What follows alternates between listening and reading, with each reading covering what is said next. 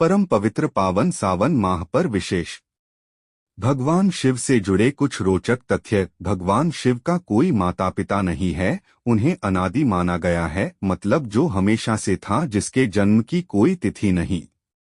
कथक भरतनाट्यम करते वक्त भगवान शिव की जो मूर्ति रखी जाती है उसे नटराज कहते हैं। किसी भी देवी देवता की टूटी हुई मूर्ति की पूजा नहीं होती, लेकिन शिवलिंग चाहे कितना भी टूट जाए फिर भी पूजा जाता है। शंकर भगवान की एक बहन भी थी, अमावरी, जिसे माता पार्वती की जिद पर खुद महादेव ने अपनी माया से बनाया था।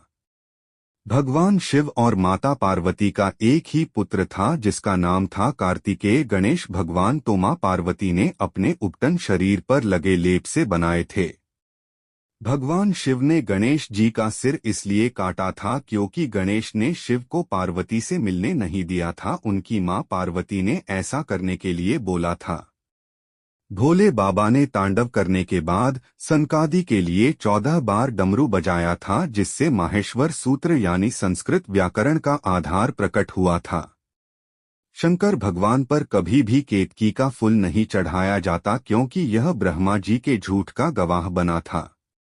शिवलिंग पर बेलपत्र तो लगभग सभी चढ़ाते हैं, लेकिन इसके लिए भी एक खास सावधानी बरतनी पड़ती है कि बिना जल के बेलपत्र नहीं चढ़ाया जा सकता।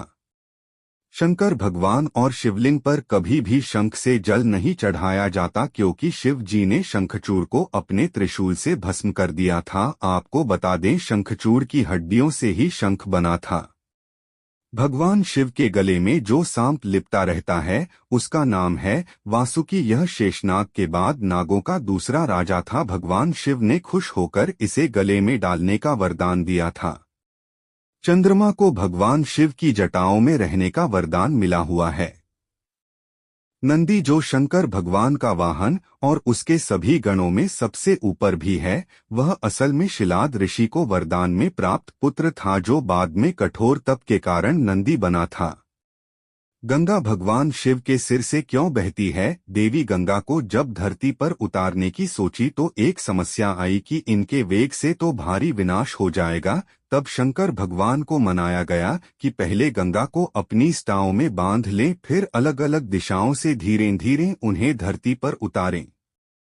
शंकर भगवान का शरीर नीला इसलिए पड़ा क्योंकि उन्होंने जहर पी लिया था। दरअसल समुद्र मंथन के समय 14 चीजें निकली थी। 13 चीजें तो असुरों और देवताओं ने आधी आधी बांट ली, लेकिन हलाहल नाम का विष लेने को कोई तैयार नहीं था। ये विष बहुत ही घातक था, इसकी एक बूंद भी धरती पर बड़ी तबाही मचा सकती थी। तब भगवान शिव ने इस विष को पिया था, यही से उनका नाम पड़ा नीलकंठ।